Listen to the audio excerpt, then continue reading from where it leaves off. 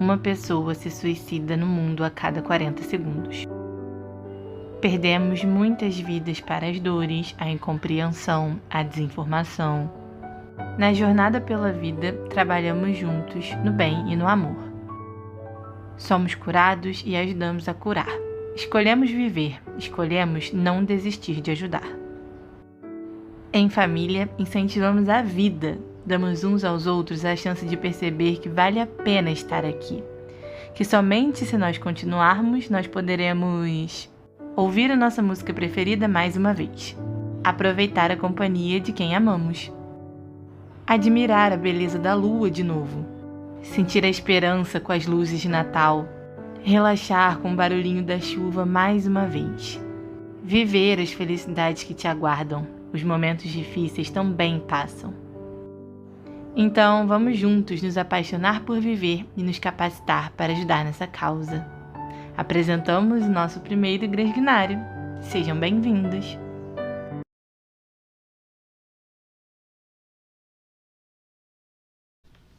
Olá, meu amigo, olá, minha amiga, que está aqui no Gresguinário, acompanhando esses estudos do Gresg. Estamos participando com muita alegria desse trabalho. E o nosso tema é planejamento reencarnatório e família. Bom,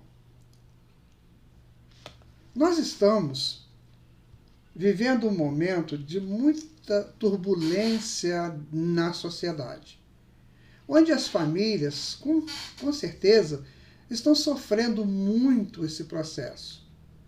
Então, as pessoas, por exemplo, estão tendo dificuldades nesses relacionamentos familiares em pai e filhos, filhos, pais. Não sei se posso dizer para vocês que isso seria normal num período de transição planetária, mas é possível. O Mestre Jesus mesmo nos alertou sobre isso, de que viveríamos momentos muito difíceis, que nunca a humanidade tinha vivido antes e nem viverá depois. Nós vamos encontrar no capítulo 24 do Evangelho de Mateus, no Sermão Profético. Muito bem. Então, se esse momento é complicado, nós podemos recorrer a algumas informações que serão de extrema utilidade para todos nós em todos os momentos em que estivermos vivendo. Então vejam vocês, nós somos sabedores de que existe a família espiritual e a família carnal.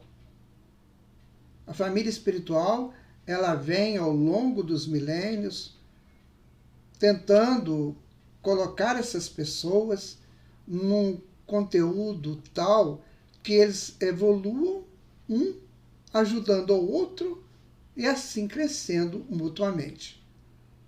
O objetivo, talvez, da família espiritual seja esse. Então você imagina que Deus cria, não sabemos como, mas aos milhares.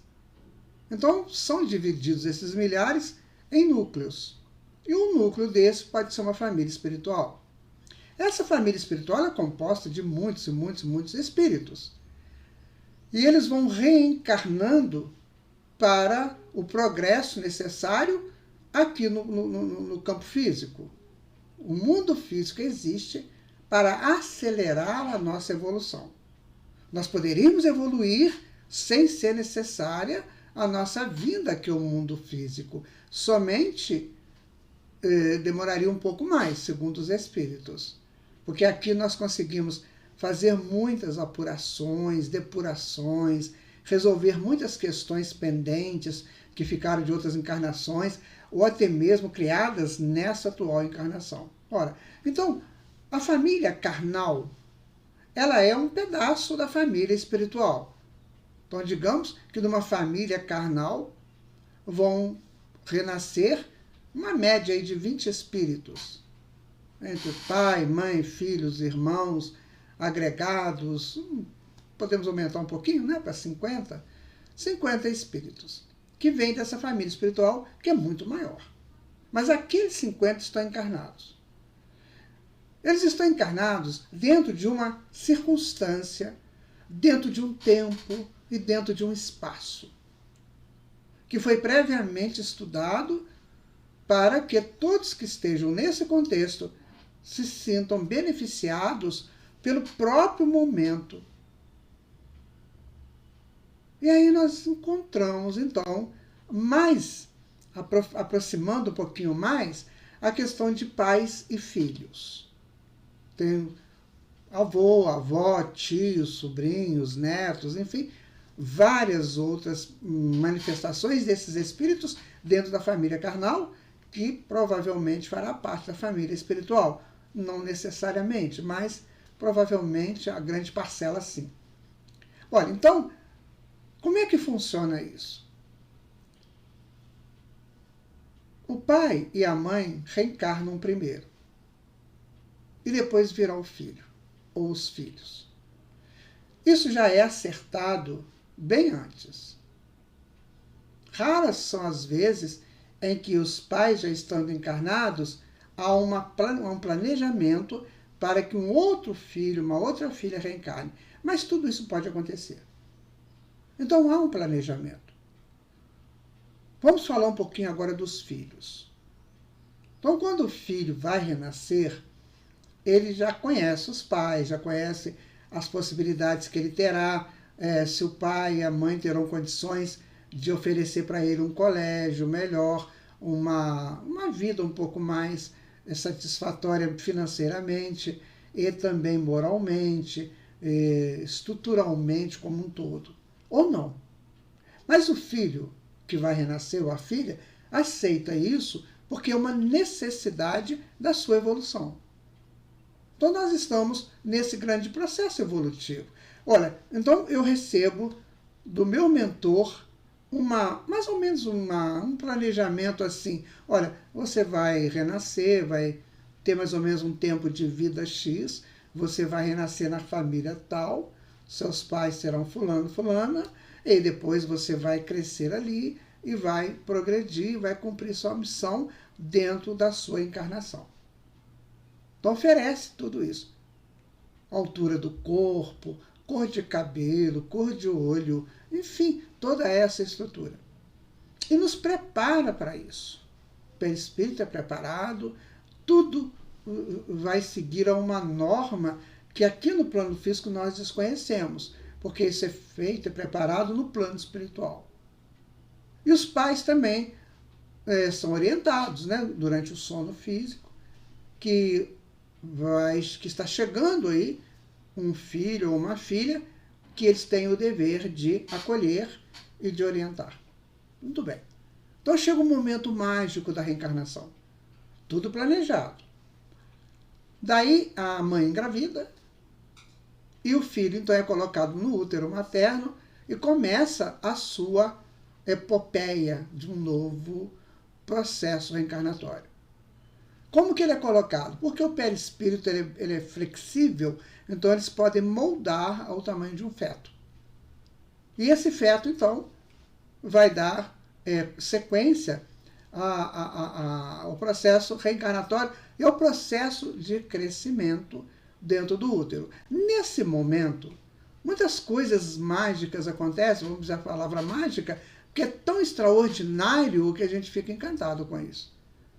Então ali são colocadas situações no campo psicológico, no campo orgânico, para que esse reencarnante se sinta protegido durante o processo da reencarnação. Passados aqueles tempos ali no útero, ele então vai nascer aqui no plano físico. Muito necessitado, muito tenro, porque nós nascemos, o homem nasce muito antes do tempo dele. Você vê um potro, né? Ele nasce, daí a 2 horas já está correndo com a mãe, né? Nós humanos levamos um bom tempo para acertar o nosso corpo, crescer um pouco mais, ajustar o cérebro, né? Enfim, então começa o processo.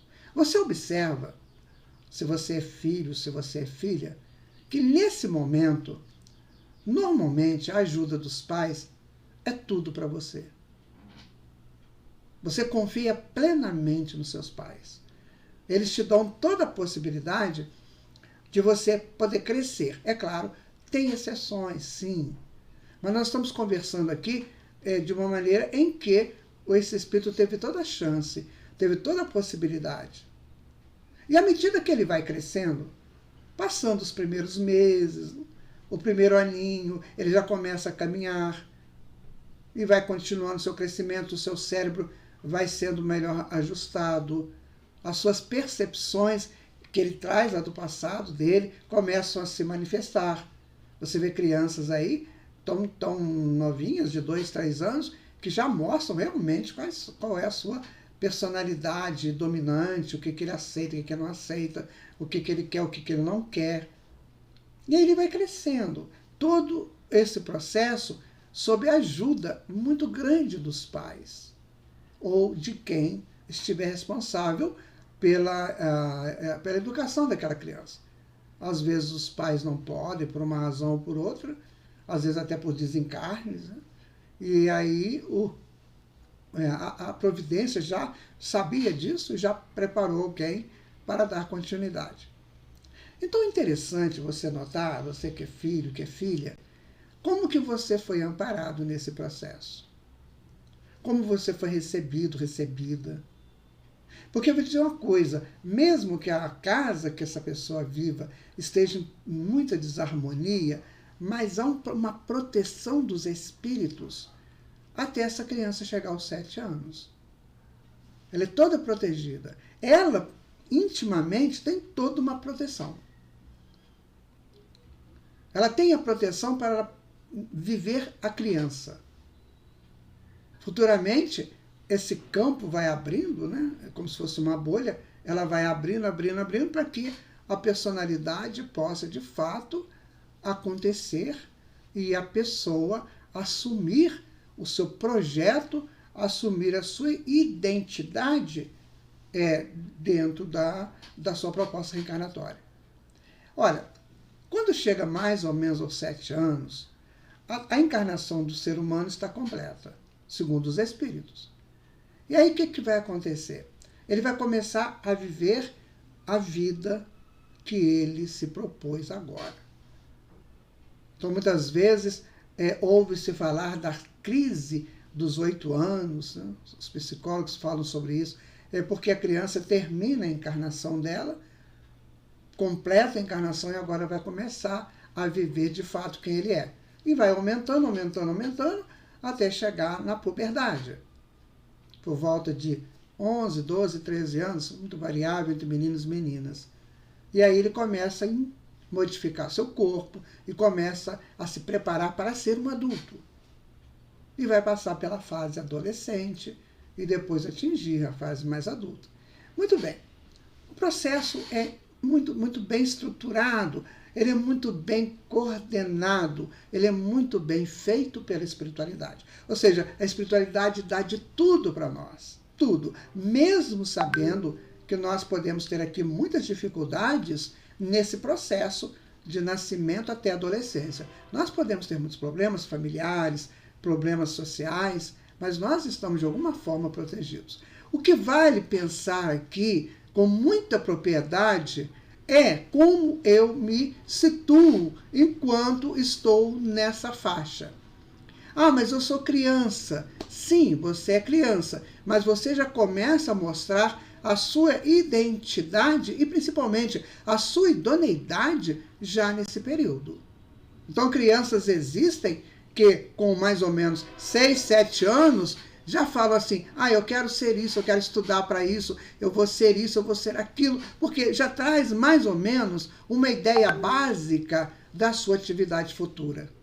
Então isso é muito interessante, por quê? Porque você, que é filho, que é filha, já está mostrando para o teu pai, para a tua mãe, o que você gostaria de ser encaminhado ou encaminhada na vida. Mas aí surge um problema. Tudo bem, tudo tranquilo, mas tem que ter a vida social. Nós temos que ter o contato com outras pessoas, com professores, com amigos dos pais e com outras crianças, principalmente na escola, onde a criança está matriculada. E aí surge aquele conflito de ideias. Muitas crianças trazem ideias das suas famílias. E você leva a ideia da sua família. E ali naquele conjunto, naquele fervilhar de ideias, pode ser que tenha uma ideia contrária à tua família. É aí que é o perigo. É aí que você tem que ter cuidado. Para saber se vale a pena você aceitar essa ideia contrária. Então vamos imaginar que você está sendo uma criança, um filho, uma filha, muito bem estruturada pelos seus pais, muito bem estruturado. Aí você encontra um amigo, uma amiga, que é seu afeto do passado também, e essa pessoa está dizendo, oh, mas não é bem assim, nós podemos fazer mais, temos que buscar a nossa libertação, temos que ser isso, ser aquilo, e aí pode ser que ele te confunda. Pode ser que ele perturbe o teu crescimento, perturbe a tua possibilidade de uma vida mais correta. Então isso é o perigo. Aí a criança ela pode se tornar uma criança rebelde, não aceitando as propostas familiares, porque acha que o colega ou a colega vive melhor. Mas eu quero dizer aqui para você, filho e filha, que os seus pais foram escolhidos a dedo para ser seus pais. E você também foi escolhida a dedo para ser filhos deles. Percebe? Então tem que haver essa justa posição. Porque nesse momento, o melhor amigo do filho ou da filha são os pais. Porque os pais têm uma relação de afeto com o filho, com a filha, que é muito particular, que é muito dele. Você sabia que há um estudo muito interessante que a mãe se torna muito mais mãe na medida em que o filho cresce? Sabia disso?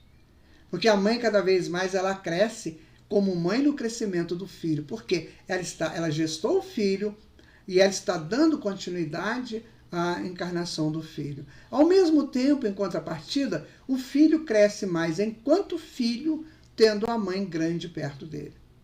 Mas e o pai? Como é que fica nisso? O pai fica aquele grande companheiro que vai te indicar o mundo, que vai te mostrar o mundo, que ao trazer as questões relacionadas ao trabalho e as perspectivas dele ou dela, ele vai fazer você crescer enquanto indivíduo social perfeito, equilibrado. Então, pai e mãe. A mãe, nessa proteção muito grande, né, desse afeto materno que só as mães possuem. A tua mãe é a melhor mãe do mundo, pelo afeto que ela tem por você. Nem outra mãe vai ter isso. E o teu pai é o melhor pai do mundo, pelo afeto que ele tem por você. Então, filho ou filha, você está num grande planejamento. Aproveite esse planejamento. Daqui a pouquinho você vai crescer, daqui a pouquinho a vida vai começar a pedir de você ações que sejam suas. E aí você terá que dar conta disso. Ora, se você foi um filho ou uma filha que entendeu a grandeza de ter sido criado, né, ou criada dentro de padrões elevados de conduta, então você vai encontrar um mundo difícil, mas você vencerá o mundo. E aí eu coloco para você a necessidade da evangelização. Não deixe o Evangelho de Jesus de lado. Ele é o grande condutor de todos nós. E também faça o culto no lar. Peça a seus pais para fazer o culto no lar. Uma vez por semana, durante 20 minutos, 30 minutos, mas estudem juntos, esteja presente. Por mais que as possibilidades fora daquele momento te chamem, mas busque aquele momento, reserve aquele momento para você. E você vai ver que lá na frente, quando você for um adulto ou uma adulta, você vai ver a beleza que foi viver num lar equilibrado e viver também cumprindo as normas desse equilíbrio. Agora, se você viveu num lar meio desequilibrado, muito cheio de problemas, você vai entender uma coisa, que o seu pai maior está com você, que é Deus. Em momento nenhum ele vai te abandonar. E às vezes, aquele desequilíbrio familiar que você tenha vivido foi a tua prova de início na encarnação para você se manter equilibrado ou equilibrada. Então, de tudo você tira um valor. E você, pai e mãe, percebam que coisa interessante, o seu filho e a sua filha, eles foram entregues a você para que você pudesse ajudá-los, pudesse educá-los. No processo da educação, o educador aprende talvez mais do que o educando. Então aproveite o teu filho, aproveite a tua filha para esse processo muito interessante de educar. Se você tem um vício, aqueles vícios muito abertos, né? Não faça isso perto dos seus filhos. Por exemplo, se você bebe, se você fuma, se você usa droga, se você fala palavrão, se você de queixar, de reclamar, muito violento ou violenta, muito, sabe? Não faça isso perto dos seus filhos. O seu filho não tem que seguir esse teu exemplo. Se você tem essas possibilidades de ter essas reações, então faça isso somente por você, longe deles. Eu às vezes vejo pais que bebem bebidas alcoólicas perto de filhos, crianças. Você não sabe que você está influenciando essa criança para fazer o mesmo que você, e você sabe que você já está dependente disso. Então, se você gosta da sua bebida alcoólica, gosta de fumar, gosta de essas manifestações mais ruidosas da vida, então faça longe do seu filho ou da sua filha. Ah, mas eu tenho que viver na minha casa, mas você aceitou receber teu filho e tua filha. Você aceitou. Tem muitos pais que lá na frente, né, quando as crianças estão adolescentes, começam a chorar pelos erros que os filhos estão cometendo. Muitas vezes, erros que eles colocaram na cabeça das crianças. O teu filho, a tua filha é uma joia. É a tua joia. Então você tem que cuidar dessa joia para que o ladrão não roube. Porque o ladrão pode roubar. E daí, depois que o ladrão chegar, você não adianta reclamar, não adianta querer matar o ladrão. Porque o ladrão só entrou porque a porta estava aberta.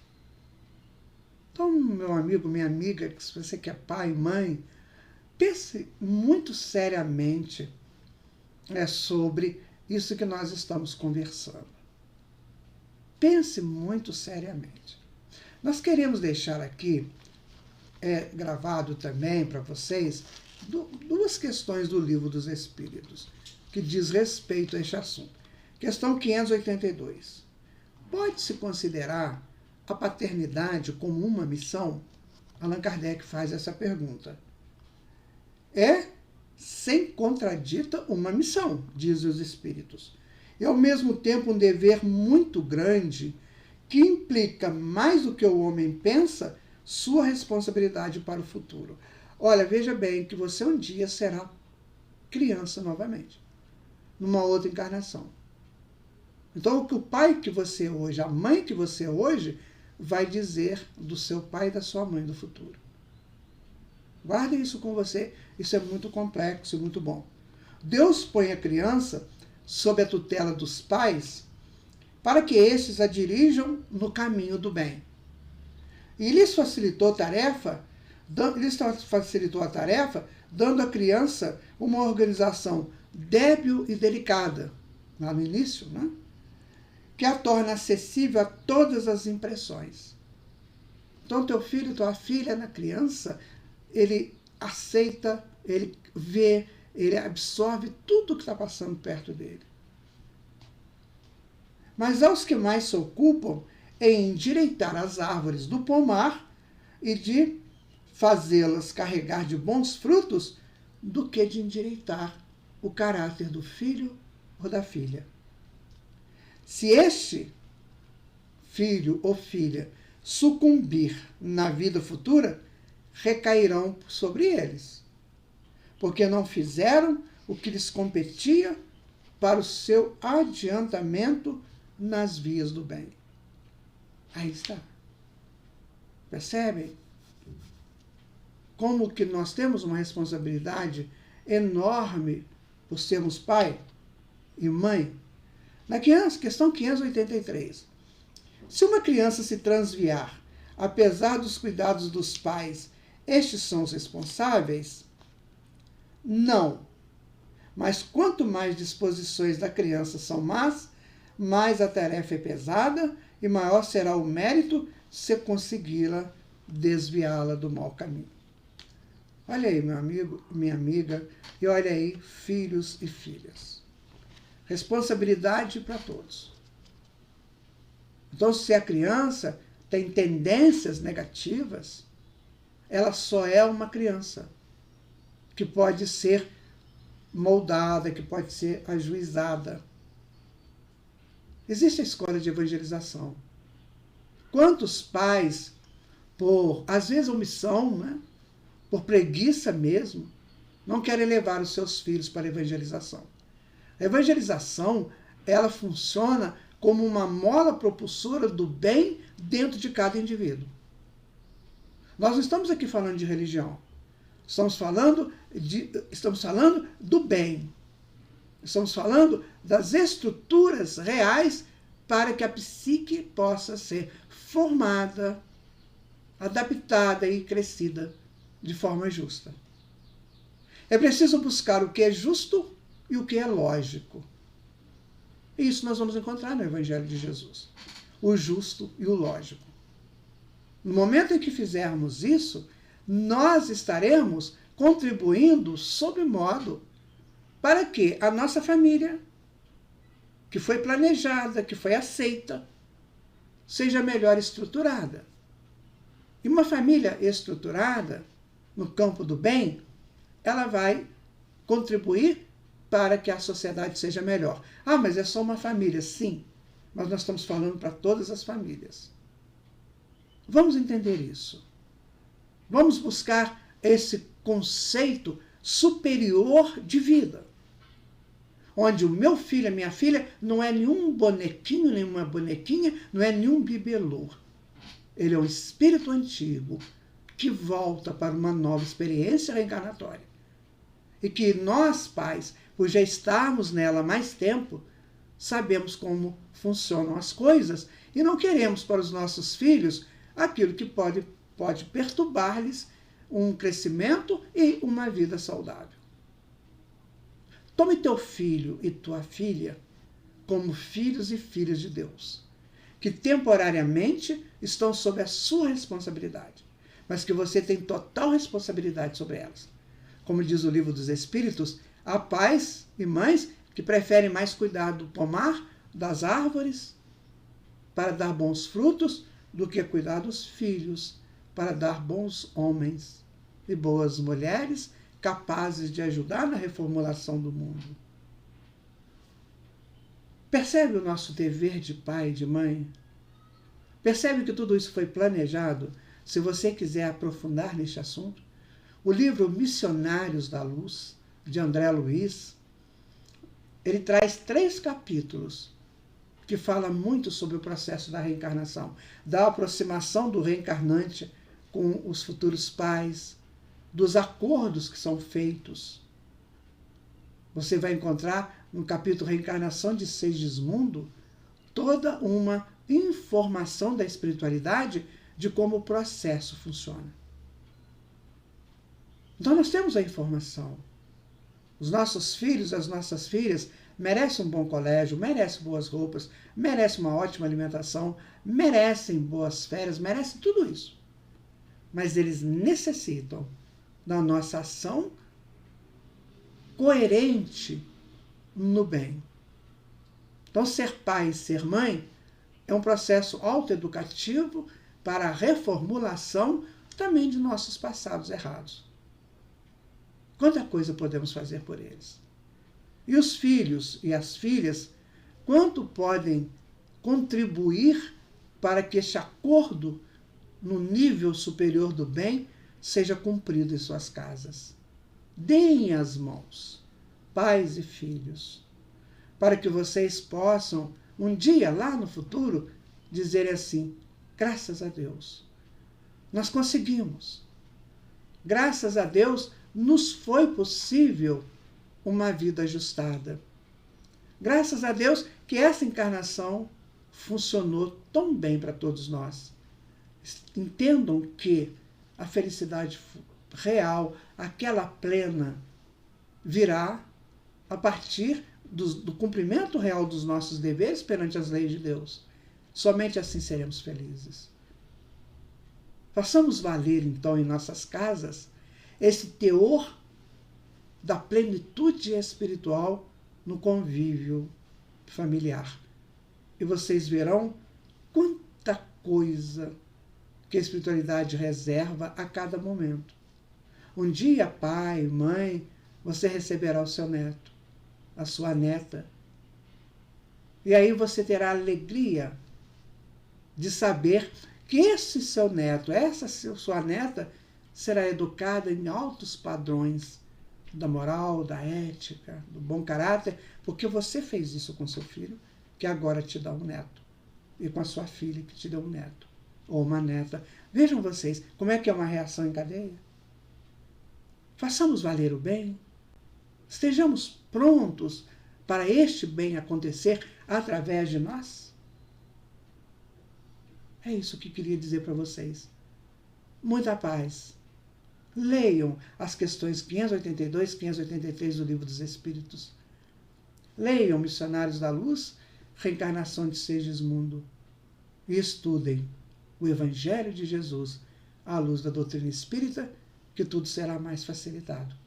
Muita paz para você e muito obrigado por esse momento que tivemos juntos. Fiquem com Jesus. Muito obrigado.